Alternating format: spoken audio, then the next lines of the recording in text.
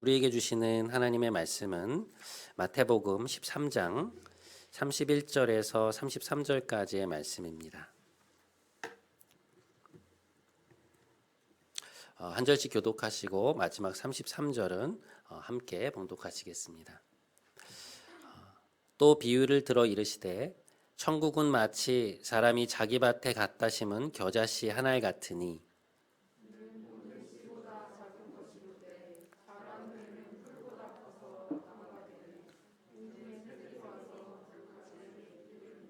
함께 또 비유로 말씀하시되 천국은 마치 여자가 가루 서말 속에 갖다 넣어 전부 부풀게 한 누룩과 같으니라. 아멘.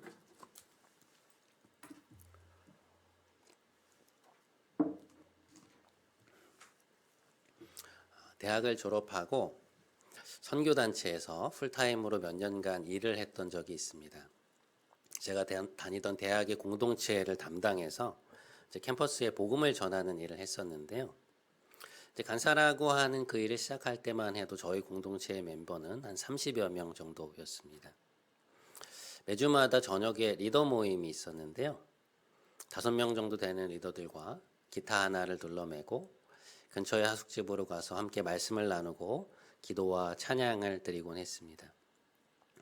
캠퍼스 전체 학생들에 비하면 너무나 작은 무리였지만 함께 멤버들의 상황을 나누고 그들을 위해서 기도하다 보면 한 명 한 명의 영혼이 너무나도 귀하게 느껴졌고 무엇보다 복음을 들어야 할 수많은 친구들이 저희 앞에 놓여 있다는 사실에 가슴이 벅차오르곤 했습니다.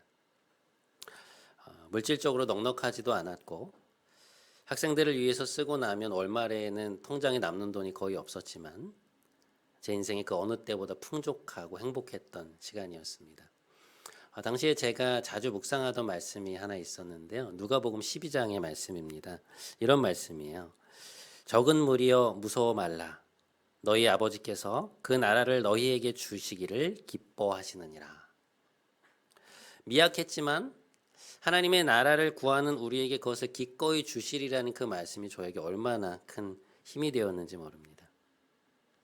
30명 남짓했던 모임은 후에 훨씬 더 풍성한 열매를 맛보게 되었고요. 하나님 나라를 우리에게 주시겠다는 약속이 저 개인의 삶에 그리고 공동체에 이루어지는 것을 목도했던 놀라운 시간들이었습니다. 이번에 작년 성경 공부를 준비하고 있는데요. 본래 한 2명 정도만 함께 하셔도 좋겠다 이런 생각을 했었는데 무려 5분이 함께 하게 되었습니다. 이제 곧 시작을 하게 되는데 제 마음에 자꾸만 기대가 되는 거예요. 함께 말씀을 공부하고 삶을 나누는 이 모임이 너무 좋을 것 같다. 이제 그런 마음과 동시에 지금은 작아 보이지만 이것이 점점 자라나서 후에 많은 사람들이 깃드는 그런 나무가 될 것 같은 기대감이 제 안에 자꾸만 차오르는 것이었습니다. 겨자씨를 실제로 본 일이 있는데요. 굉장히 작습니다. 한 이 정도 되는데요. 제가 사진을 갖고 왔는데 한번 보시죠. 그림을 보시면 굉장히 작죠. 그러니까 한 2mm 정도 되는 크기라고 보시면 됩니다. 놀라운 것은 이 겨자씨가 나중에 3m 내지 4m 높이가 되는 나무로 자라난다고 하는 것입니다. 지금 저희 천장의 높이가 2m 70 정도 되는데요. 이 굉장히 작은 겨자씨가 이것보다 더 큰 나무로 자란다고 하니까요. 굉장히 놀라운 일이 아닐 수 없죠. 일종의 신비라고밖에 표현할 수 없는 그런 일인 것 같습니다. 대학에 들어갔을 때 제가 몸담고 있던 선교단체의 담당 간사님이 계셨습니다. 이제 학교 선배이기도 하셨고 저하고 이제 딱 10년 차이가 났는데요.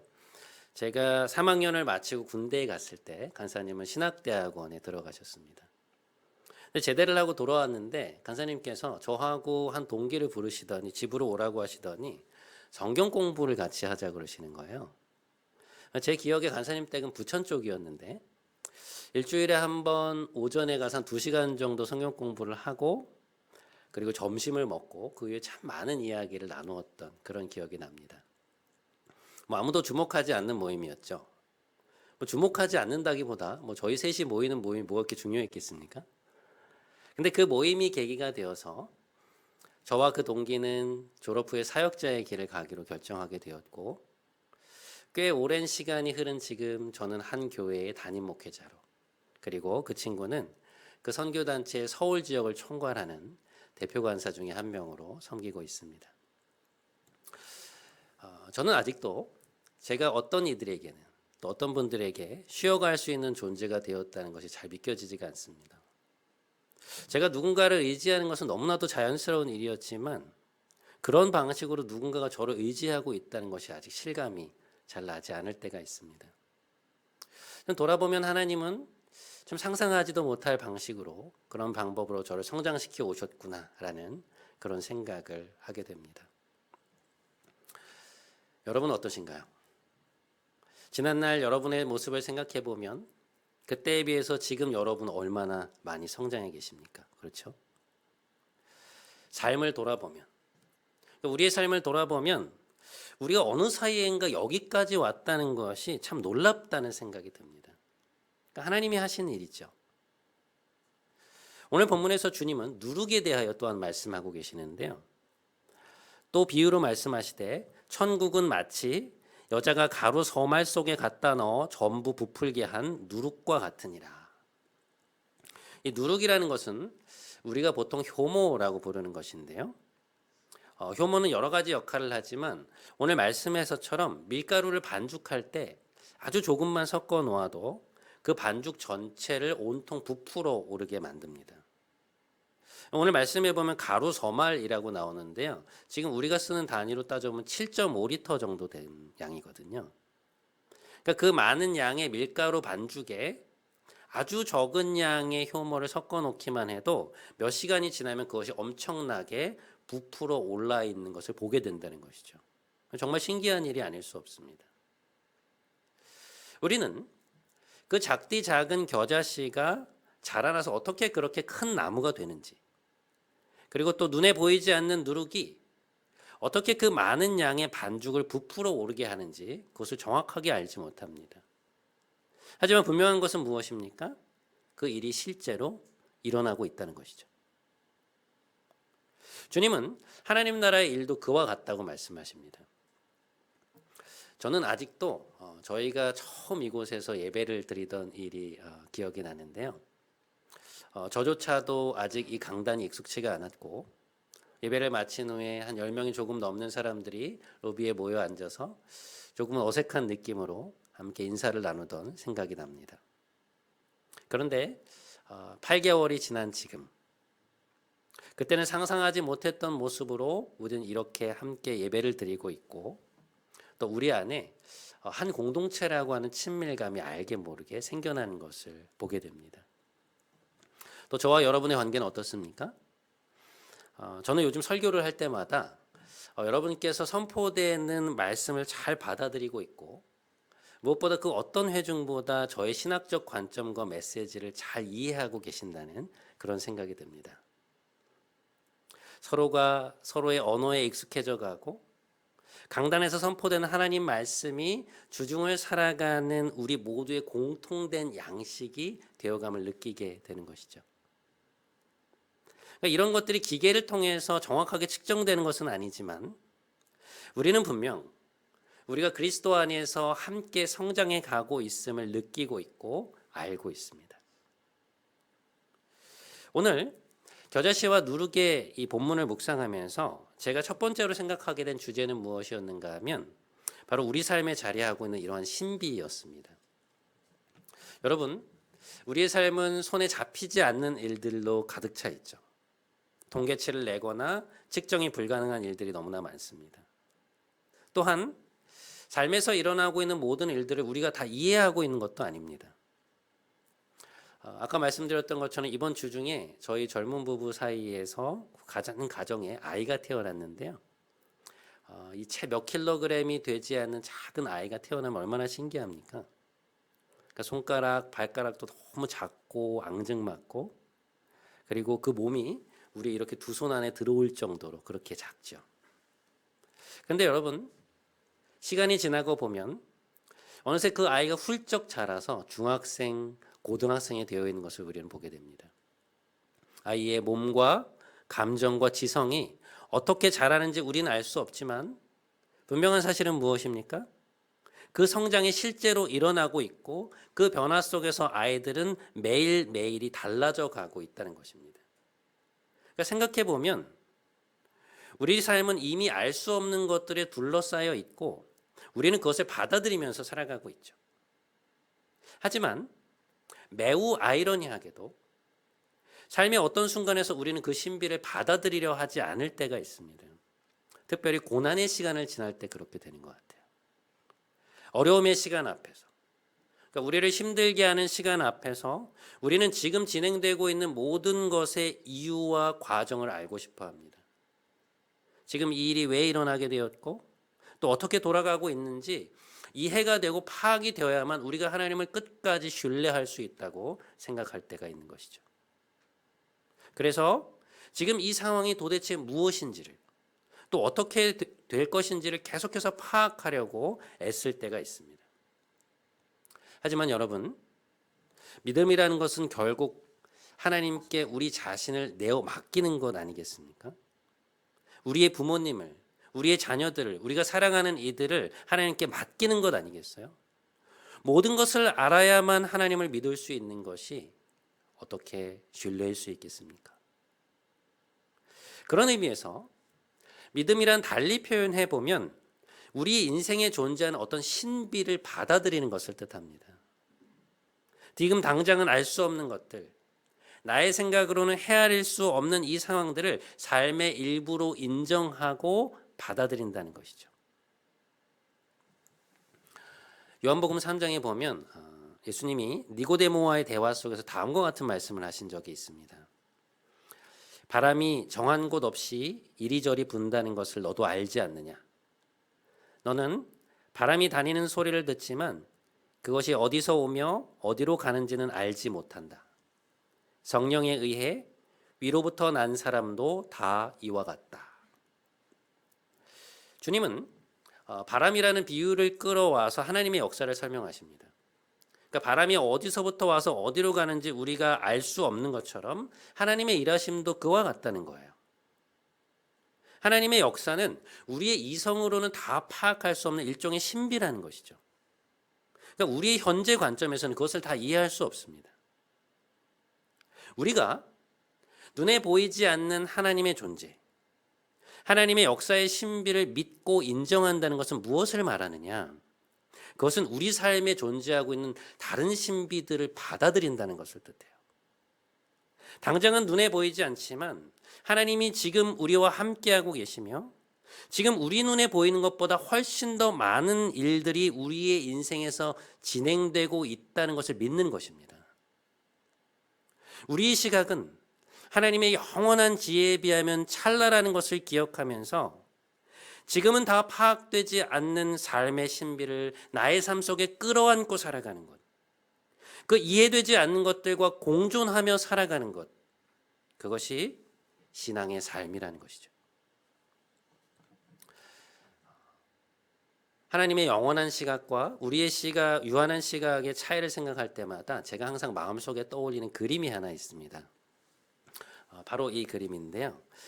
여러분 A라는 지점과 C라는 지점의 간격이 시간 간격이 100년이라고 할 때 우리는 이 B라고 하는 지점에서 시간의 흐름을 순차적으로밖에 볼 수 없죠. 그러니까 B의 지점에서는 C에서 일어날 일들을 알 수 없습니다. 우리는 C라는 지점까지 다 가보아야만 돌이켜서 전체를 조망할 수 있는 것이죠. 하지만 하나님은 이것을 어떻게 보시는가? 하나님은 이것을 이렇게 보시지 않고요. 이렇게 보신다는 것입니다. 여러분 이렇게 보면 A라는 점과 C라는 점이 어떻게 보이는 줄 아세요? 한 점으로 보입니다. 그러니까 하나님은 100년이라고 하는 이 시간 전체를 이 전체적 과정을 순차적으로 보시는 것이 아니라 한 번에 한 점으로 파악하신다는 것이죠. 그러니까 그것이 하나님의 시각과 우리 시각의 차이라는 것입니다. 그래서 사도 베드로는 이렇게 말하죠. 사랑하는 자들아, 주께는 하루가 1000년 같고 1000년이 하루 같다는 이 한 가지를 잊지 말라. 우리에게는 신비처럼 보이는 일들이 하나님께는 숨겨진 것이 아니라 온전히 드러난 일이라는 것. 하나님은 그것을 명확히 보고 계신다는 것입니다. 사랑하는 여러분, 때로 이해되지 않는 일들 속에서도, 우리의 머리로는 다 파악되지 않는 일들 속에서도 하나님의 역사는 계속되고 있음을 믿으며 그 삶의 신비를 여러분의 삶에 끌어안고 살아가시는 여러분이 되시길 바랍니다. 하나님은 여러분의 삶 속에서 반드시 그 일들을 이루실 것입니다. 자, 그런 의미에서 오늘 본문에서 우리가 두 번째로 자연스럽게 묵상하게 되는 주제는 기다림이라고 하는 주제입니다.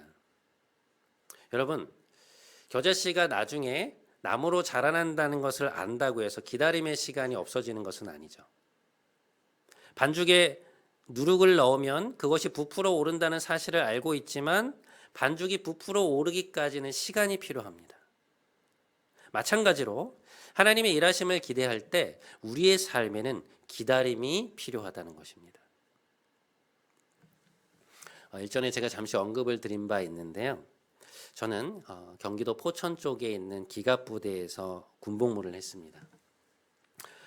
제가 군복무를 했느냐고 묻는 분들이 종종 계세요. 했습니다. 네.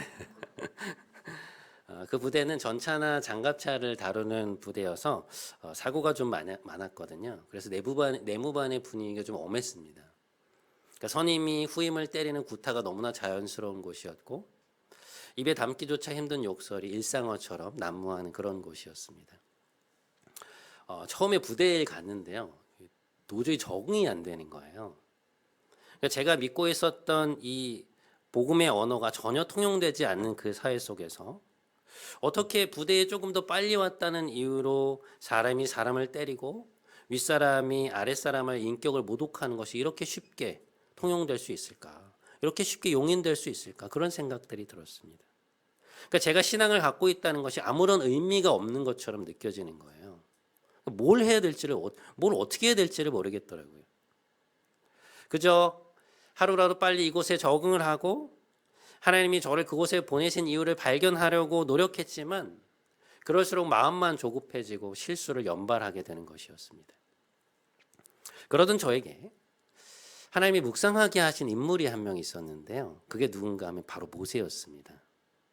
하나님은 모세가 광야에서 40년이라는 시간을 보낸 것을 저에게 계속해서 상기시키시는 것이었습니다. 그렇게 하나님의 인도를 따라서 모세의 삶을 묵상하다 보니까 궁금증이 참 많이 들더라고요. 이집트의 왕자로 살다가 광야에서 지냈던 그 40년 동안 그는 무엇을 했을까? 장인의 양떼를 치는 것 외에 그가 달리 할 수 있는 일은 없었을 텐데 그는 그 무력함의 시간들을 어떻게 견뎌냈을까? 그 시간의 무의미함들을 어떻게 견뎌냈을까? 그런 궁금증이 제 안에 많이 들더라고요. 그런데 광야에서 보낸 그 오랜 시간의 의미가 그의 인생의 후반부에서 서서히 드러나는 것을 보면서 저는 이런 표현이 맞는지 모르겠지만 왠지 안심이 되었습니다. 지금 당장 이곳에서의 삶에 어떤 의미를 찾아내야 하고 나를 그곳에 보내신 이유를 깨달아야 하고 신앙의 의미를 발견해야겠다는 그런 조급함들이 사라져가고 그냥 하나님을 믿고 이곳에 뿌리를 내려야겠다는 그런 생각이 들더라고요. 본격적인 기다림의 시간에 접어든 것이죠. 그렇게 무언가 특별한 일이 일어나지도 않았고 큰 변화가 생기지도 않았던 것 같은 하루하루가 흘러서 1년이 지난 어느 순간 제 마음에 무엇인가가 서서히 떠오르기 시작했습니다. 그곳에서 제가 그리스도인답게 살아가려면 어떤 모습으로 살아야 되는지가 보이는 거예요. 어떤 행동은 하지 말아야 하는지, 무엇은 해야 하는지, 어떤 부분에서 내가 희생할 수 있을지, 그리스도인으로서 이런 순간에 나는 무엇을 선택해야 되는지가 제 마음속에서 분별이 되기 시작하는 것이었습니다. 정말 신기하더라고요. 저는 그저 하나님이 일하실 것을 기다리며 똑같은 일상을 살았을 뿐인데 그 기다림의 시간 속에서 제가 그토록 찾던 삶의 의미들이 하나님이 저를 그곳에 보내신 이유들이 서서히 제 눈앞에 드러나기 시작하는 것이었습니다. 말씀도 마찬가지였어요. 말씀을 따로 읽을 수 있는 시간 자체가 아예 주어지지 않았기 때문에 저는 보통 새벽에 1시간 근무를 다녀오고 나면 화장실에 가서 한 20-30분 정도 말씀을 읽고 다시 잠자리에 들곤 했습니다. 그런데 그렇게 말씀을 읽고 나면 그 말씀이 다음 날 혹은 그 주간 내내 제 안에 남아서 살아가는 일상을 살아가는 과정에서 점점 커지는 것이었습니다. 어떤 날은 새벽에 모세가 하나님의 영광을 대면하는 장면을 읽었는데 그것이 점점 제 마음속에서 커지면서 하나님의 영광을 체험하기도 했고, 또 어떤 날은 내가 너와 함께 있으리라는 말씀이 일과 중에 너무나도 생생하게 느껴져서 마치 주님이 저의 바로 옆에서 말씀하시는 것 같은 그런 경험들을 하곤 했습니다. 적은 누르기, 반죽에 온 반죽을 부풀어 오르게 만드는 것처럼 그 작은 말씀 하나가 제 내면 속에서 어느 순간 저의 온 삶을 부풀어 오르게 만들게 하고 있었습니다. 그 2년 2개월이라는 시간을 제가 잊을 수 없었던 것은 그것이 제 인생에서 기다리는 법을 배우게 해주었기 때문입니다. 기다림 속에서 눈에 보이지 않던 것들이 서서히 모습을 드러내던 그 시간들, 제 내면에 심겨진 줄도 몰랐는데 어느 순간 싹이 트고 가지를 뻗어 열매를 맺고 있었던 그 씨앗들, 그 경이로운 순간들을 저는 그 이후의 삶 속에서 계속해서 떠올리며 묵상하곤 했습니다. 사도 바울은 빌립보 교인들에게 보내는 편지에서 이런 말을 하죠. 너희 안에 착한 일을 시작하신 이가, 너희 안에 선한 일을 시작하신 이가 그리스도 예수의 날까지 이루실 줄을 우리는 확신하노라. 여러분, 우리는 지금 삶의 다양한 자리에 서 있죠. 우리 중에 어떤 분들은 이미 많은 길을 거쳐서 사회적으로 원숙기에 접어든 분들도 계시고, 이제 한참 전성기를 지나고 있는 분들, 혹은 이제 막 사회생활을 시작하려고 애쓰는 이들도 있습니다. 대학에 입학하기 위해 수고하고 있는 이들도 있죠. 하지만 우리의 상황이 어떠하든 오늘 우리 모두에게 동일하게 적용되는 진리는 무엇인가? 우리의 삶에는 인내와 기다림이 필요하다는 것입니다. 하나님은 우리에게 기다림을 요구한다는 것이죠. 우리에게 이 기다림이라는 것이 그토록 어려운 이유는 무엇인가? 그것이 우리가 지금 현재 있는 곳과 우리가 있고 싶어하는 곳 사이에 메마른 사막처럼 느껴지는 이유일 때문일 겁니다. 현재 나는 여전히 황폐한 곳에 머물고 있으며 결과를 알 수 없는 불투명한 미래가 우리 앞에 놓여 있다는 두려움 때문에 우리는 기다림을 싫어하죠. 어서 우리가 바라는 결과가 나왔으면 하는 것입니다. 우리가 기다림을 싫어하는 또 다른 이유는 기다림이 우리를 철저히 수동적으로 만들기 때문입니다. 어떻게든 움직여서 지금의 이 상황을 통제하고 싶은데, 그래서 지금 내가 느끼고 있는 이 두려움을 제거해버리고 싶은데 내가 할 수 있는 일이 오직 기다리는 것밖에는 없다는 그런 생각이 들 때 우리는 마음이 불안해지고 답답해지죠. 온갖 부정적인 생각들이 우리 머릿속을 가득 채우곤 합니다. 20세기에 수많은 이들의 영적 멘토로 불렸던 헨리 나우에는 영성의 길이라는 그의 책에서 우리에게 이 기다림에 대한 아주 귀한 통찰을 던져주고 있습니다. 그 책에서 그는 통상 우리가 생각하는 것과는 달리 이 기다림이라고 하는 것은 우리가 할 수 있는 가장 능동적인 행위 중에 하나라고 말해요. 그는 이렇게 말합니다. 하나님을 신뢰하는 이들은 자신들이 기다리고 있는 것이 그들이 서 있는 그 땅에서 지금 자라고 있는 중임을 알고 있는 이들입니다.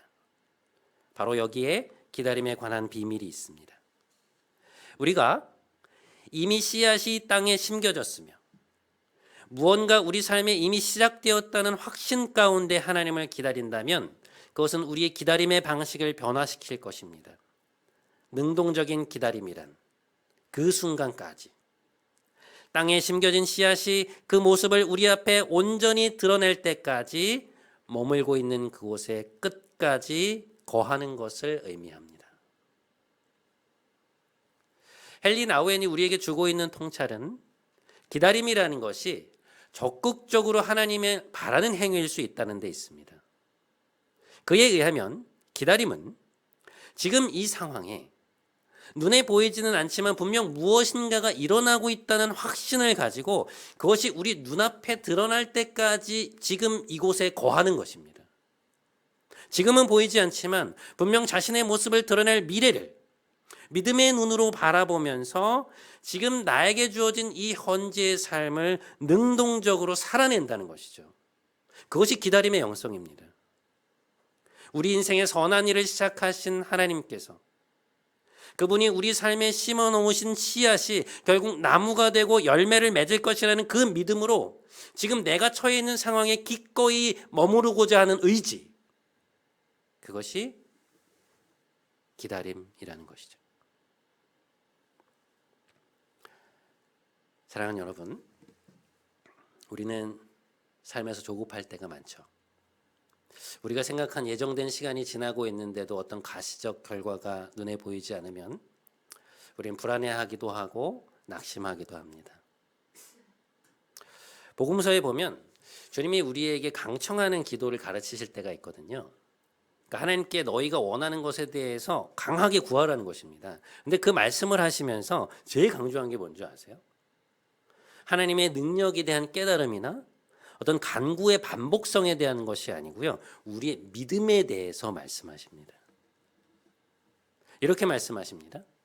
그러나 인자가 올 때 세상에서 믿음을 보겠느냐. 하나님이 분명 너희의 기도를 듣고 계시고 너희의 삶 속에서 그 일을 이루실 것인데 과연 너희가 그것을 볼 때까지 하나님 앞에 머무를 수 있는 믿음이 있겠느냐라고 물으시는 것이죠. 달리 말하면 기다릴 수 있겠냐는 것입니다. 여러분, 하나님은 지금 우리 삶에 심어 놓으신 겨자씨를 자라게 하고 계십니다. 여러분 믿으시죠? 하나님은 지금 우리 삶에 넣어 놓으신 누룩들을 통해서 그 삶이라고 하는 반죽을 커다랗게 부풀어 오르게 하고 계시는 중입니다.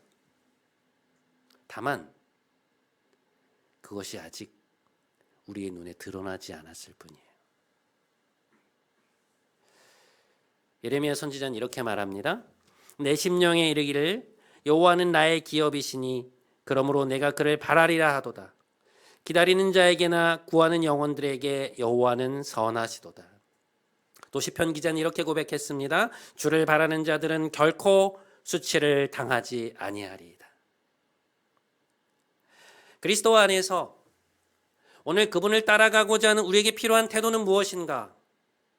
두려움을 내려놓고 하나님이 우리 안에 시작하신 그 선한 일을 반드시 이루시리라는 그 믿음을 갖는 것입니다. 때론 이해할 수 없을 때에도 우리 앞에 놓여져 있는 그 삶의 신비를 받아들이고 그 의미가 우리의 눈앞에 모습을 드러낼 때까지 기다리며 살아가는 것, 그 믿음을 가지고 오늘을 적극적으로 인내하며 살아가는 것, 그것이 기다림의 영성을 가진 이들이 행하는 방식입니다. 사랑하는 여러분, 부디 남아있는 한 해를 살아가면서 아직 우리에게 이루어지지 않은 일이 있다 할지라도 우리에게 남겨진 그 삶의 신비와 기다림의 시간을 온몸으로 끌어안고 담대히 살아가시는 여러분 모두가 되시기를 주님의 이름으로 간절히 축원드립니다. 이 시간에 우리 함께 할 찬양은요, 전능하신 나의 주 하나님은 이라는 찬양입니다. 여러분, 하나님은 우리의 모든 간구와 우리의 모든 생각을 알고 계십니다. 우리의 모든 꿈, 우리의 모든 소망을 알고 계십니다. 하나님 우리의 괴로움을 바꾸실 수 있는 분이에요. 그런 하나님을 의지하며 오늘 더욱더 내 삶의 깊은 곳에 믿음의 그물을 던지겠습니다. 우리 그 마음을 가지고 함께 하나님 앞에 찬양하며 나아가도록 하겠습니다. 전능하신 나의 주,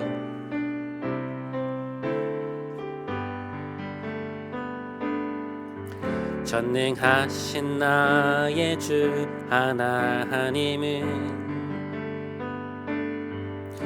능치 못하실 일 전혀 없네. 우리의 모든 간구도, 우리의 모든 생각도, 우리의 모든 꿈과 모든 소망도 신실하신 나의 주 하나님은 우리의 모든 괴로움, 우리의 모든 괴로움 바꿀 수 있네. 불가능한 일 행하시고 죽은 자를 일으키시니 그를 이길 자 아무도 없네. 주의 말씀 의지하여, 주의 말씀 의지하여 깊은 곳에 그물 던져 오늘 그가 놀라운 일을 이루시는 것 보라.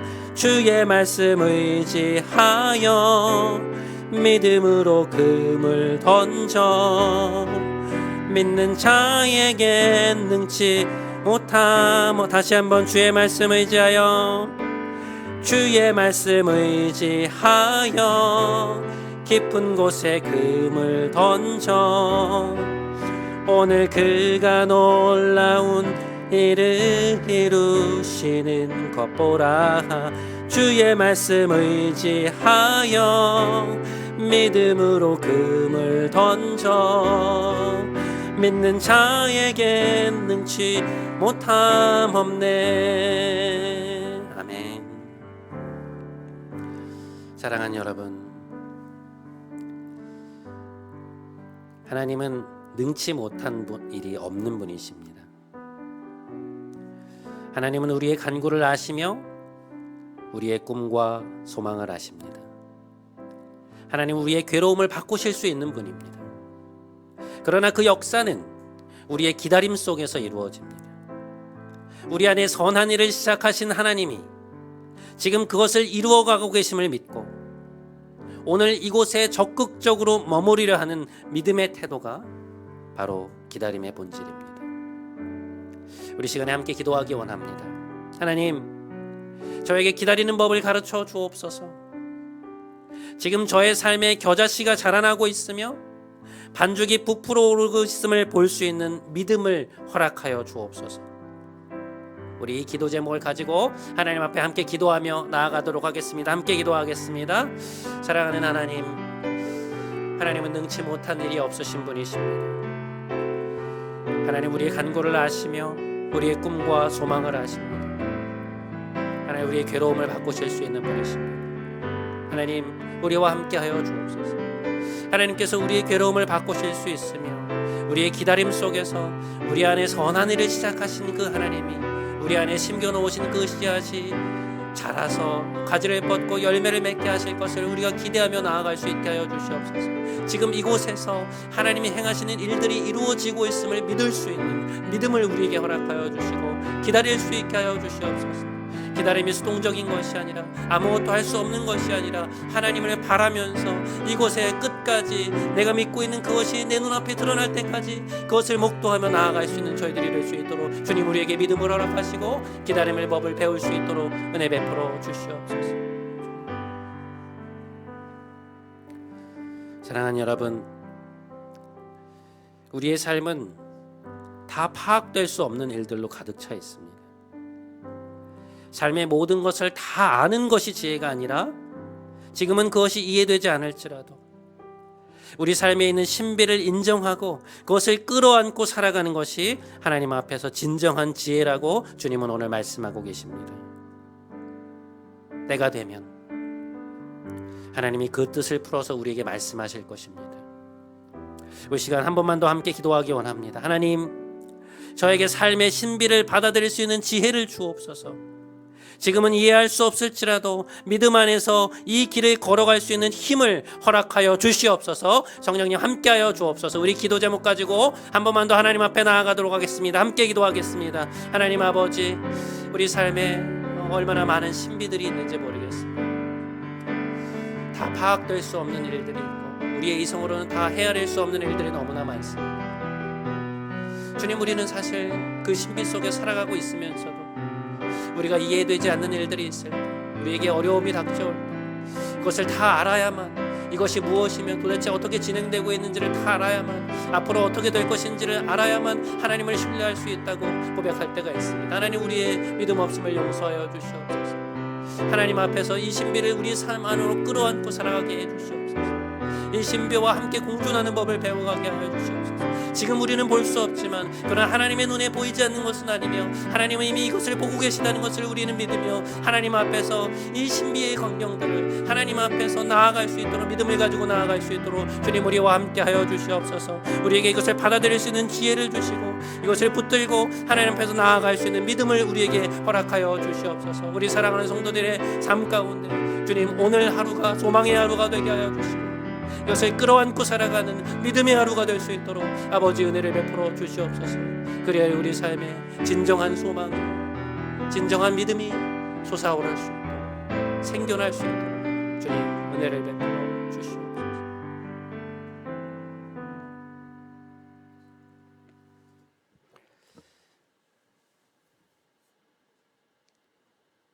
사랑이 많으신 하나님, 인생을 살아가는 참다운 지혜는 모든 것을 아는 데 있는 것이 아니라 알 수 없는 것을 모른 채로 놓아둘 수 있는 믿음에 있음을 알게 하옵소서. 그 믿음으로 오늘 기다림의 자리에서 하나님을 꿋꿋이 바라는 자들이 되기 원합니다. 우리 안에, 아니 우리 삶에 씌워놓으신 씨앗들이 우물 틔우고 줄기를 내고 가지를 뻗어 눈앞에 드러날 때까지, 우리가 그 열매를 보게 되기까지 지금 우리가 처한 이곳에서, 지금 이 상황에서 능동적으로 살아가게 하여 주옵소서. 믿음의 주요, 오늘도 우리를 온전케 하시는 이인 우리 주 예수 그리스도의 이름으로 기도드립니다. 아멘. 다 함께 자리에서 일어나셔서 우리 마지막 파송의 찬양하심으로 오늘 예배를 마치겠습니다.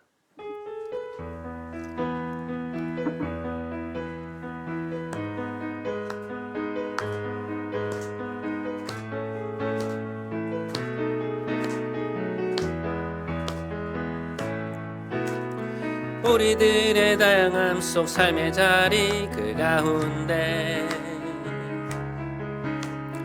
모두에게 친구 되신 주를 찬양합니다. 다른 모습 다른 방법으로 살아가지만 이곳에서 하나 되어, 이곳에서 하나 되어 주를 노래합니다. 우리가 오늘도 의지하는 주의 사랑, 연약한 자, 상한 자를 부르시고 우리를 오늘도 기대하는 주의 사랑, 서로 함께 의지하며 가리라. 우린 지금 한 몸으로 마음 모두 담아서 아름다운 주를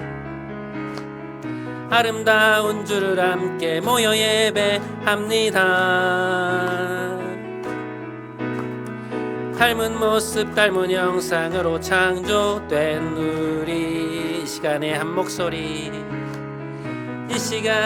목소리 모아 고백합니다. 우리가 오늘도 의지하는 주의 사랑, 연약한 자, 상한 자를 부르시고 우리를 오늘도 기대하는 주의 사랑, 서로 함께 의지하며 가리라. 이제는 우리 구주 예수 그리스도의 크신 은혜와 하나님 아버지의 놀라우신 사랑과 보혜사 성령님의 인도하심과 충만하심이 믿음 안에서 우리 삶에 존재하는 신비를 끌어안고 적극적인 기다림의 삶을 살기로 결단하며 삶의 자리로 돌아가는 사랑하는 우리 성도들의 모든 삶 위에, 이들의 가정 위에 이제부터 영원토록 함께 하시기를 간절히 축원하옵나이다. 아멘.